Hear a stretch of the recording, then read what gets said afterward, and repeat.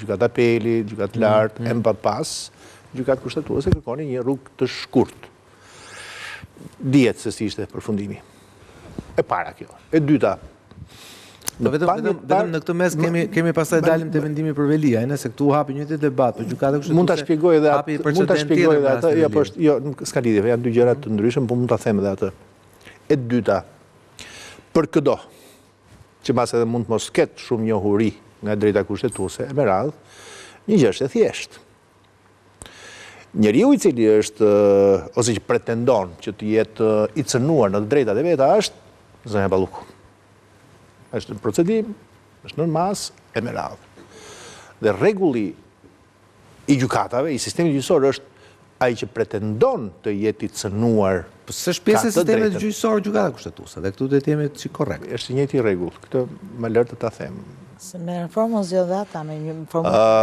Dhe pyetja tjetër është përse Edi Rama merr përsipër të futet në betejë. Kjo është betejë.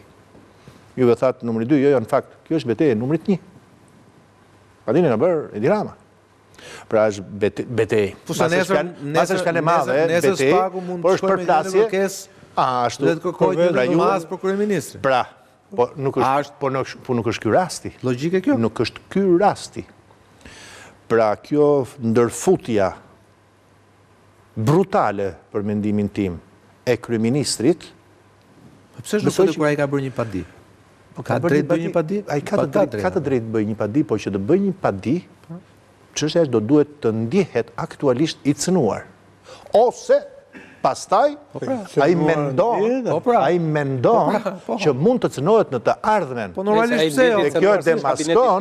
Kjo e demaskon pozicionin e Ramës. Kjo është diskutim politik. Unë po flas nga bipamja kushtetuese. Fakti që ka temi që ai bën një padi dhe thot po më vjen thot tek dera ime tek kompetencat, ai e tha veçën. Ai tha mori kompetencat e mia, mori kompetencat e kuvendit, mori kompetencat e se di çka kompetencë ka marrë me thënë të drejtën, po presidentit. Ai këtë ka thënë. Që ta bëjë ai qeverinë. Mund të bëj një parantezë këtu. Qeveria, kur them qeveria, pra edhe ministrat nuk mund të konsiderohen që janë pronë e kryeministrit. Jo, po kanë një imunitet si deputeti zgjedhur. Kjo është tjetër gjë pastaj, po dua të them këtë. Nuk jam pronë. Madje unë të them gjë tjetër, sipas opinionit tim, që ministri vetë është figurë kushtetuese autonome ndaj kryeministrit. Ja, s'është vërtet. Ndjes. Më pyete si njohës modesti kushtetues? Jo, më fal. Ky është opinioni im. Ti je më shumë se njohës modest. Ky është opinioni im. Ti je njohës. Ma lër njohës modest jam unë. Po ne gjithë e dim që pushteti ekzekutiv është një, është kryeministri dhe ministrat janë zgjatime të tij. E dim gabim. Madje e dim nga fakti se kështu është bërë në Shqipëri. Njëshi bën gjithçka. Në fakt kushtetuta që kemi miratuar ne thot një gjë fare të thjeshtë. Kryeministri nuk është ai që bën gjithçka. Jo, është vetëm një moderator, një primus inter pares mes ministrave. Ti ke qenë ministër vet. Ti ke qenë ministër vet. E zëm që ti ke pasur një debate me zotin Berisha që unë e dyshoj për shkak të natyrës zotit Berisha. Por nëse ti ke patur. Me idenë që dyshosh. Nëse ti ke patur. Është votuar një kështu ministrave? Ja, po ta them unë se si është. Pra çdo gjë. Na thuaj të vërtetën atë. Vërtetën prapë. Pa çdo gjë. Po, keni votuar. Unë kam aq kurajo intelektuale për të thënë këtë gjë. Po ta them unë. Çdo gjë që ishte nën ministrinë e drejtësisë kur isha unë. Dhe fare hapur, bëhej çfarë vendosja unë. Dhe unë e them këtu. Ai nuk ndërhynte tek mënyra e zbatimit të programit qeveritar. E zbatimit, pra. Po të programit qeveritar, po, se ty nuk janë ministra privat. Dakor. E vetë pjegje që i përbashkonte është programi qeveritar. Një vendim kryeministrit? Jo, nuk e konteston. Okej. Këtu marrë diskutime. Po vendimet e mia. Ato janë vendimet. Një minutë. Ti ke zbatuar vendimet e qeverisë. Nëse do ta thuash kështu, dalim te kjo, po them. Po pra, ti ke zbatuar vendimet e qeverisë, ai nuk do të rritet se prandaj të shkon atë. Po them gjën tjetër. Po unë po them, ju vetë kontestoni dot një vendim kryeministrit. Po vendimet e kryeministrit. Ministri nuk i konteston dot vendimet e kryeministrit, sepse s'ka drejt. S'ka drejt pra. Por as vendimet e ministrit. Ku është autonomia këtu? Po them pra, as vendimet e ministrit sipas kushtetutës së patjetër, Kosovës. patjetër. Nuk i konteston dot kryeministri. Si ta kontestoj kur ai Kryeministri ka vetëm një gjë, ka vetëm një gjë. Bën politikën, miraton programin, emëron ministrat dhe vetëm në rastin ku ta nuk performojnë, vetëm atëherë ka të drejtën ti shkarkoj. Dy gjëra ka.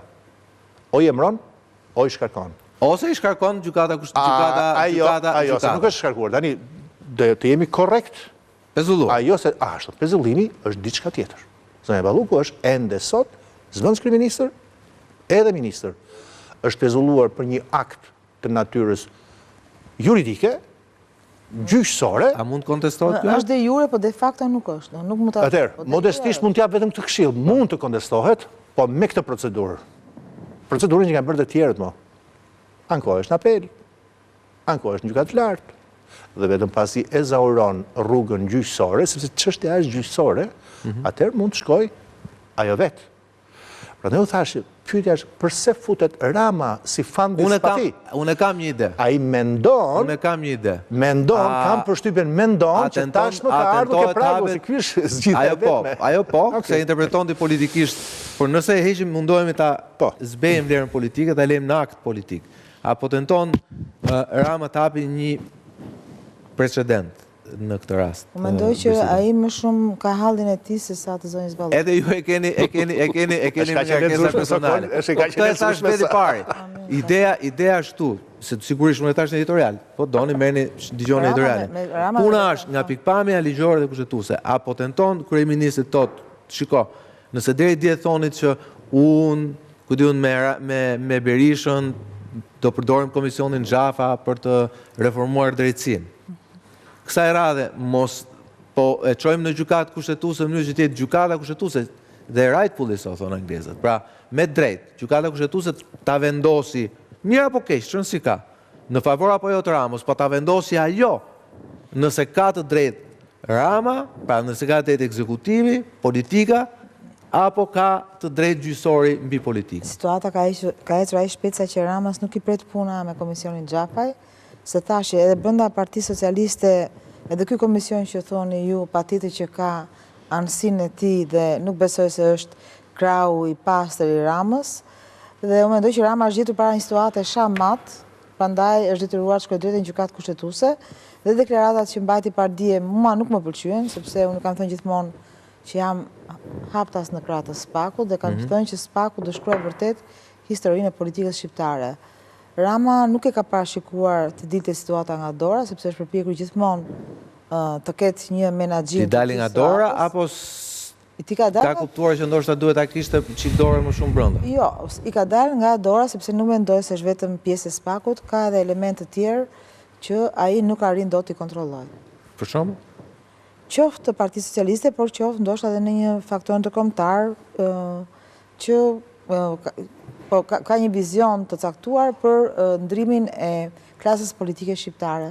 Dhe duke qenë që është një klasë politike që nuk i përfaqëson më shqiptarët dhe nuk do të largohet, por përpiqen. Tani e kuptuam lojën e zotit Barti. Ky që ka i riu që duhet na zëvendësoj politikën shqiptare.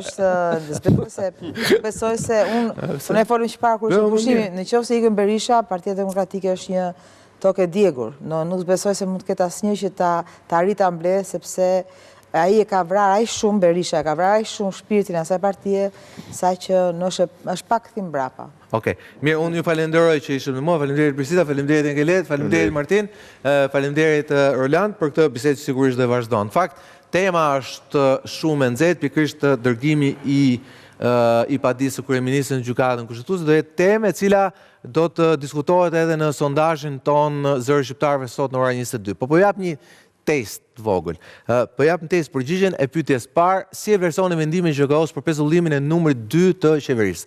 Dhe shikoni rezultatet. Rezultatet janë shumë afër njëri me tjetrin, 44.2% e quajnë ndërhyrje pa drejtë në pushtetin ekzekutiv, ndërkohë që 43.8% e quajnë të drejtë, 12% janë të dyzuar. Por surprizat janë sonte në orën 22 tek Zëri Shqiptarëve. Shihemi atëherë, ndërkohë që ndroni me Sali Doçhin dhe me Europort këtu në ABC News.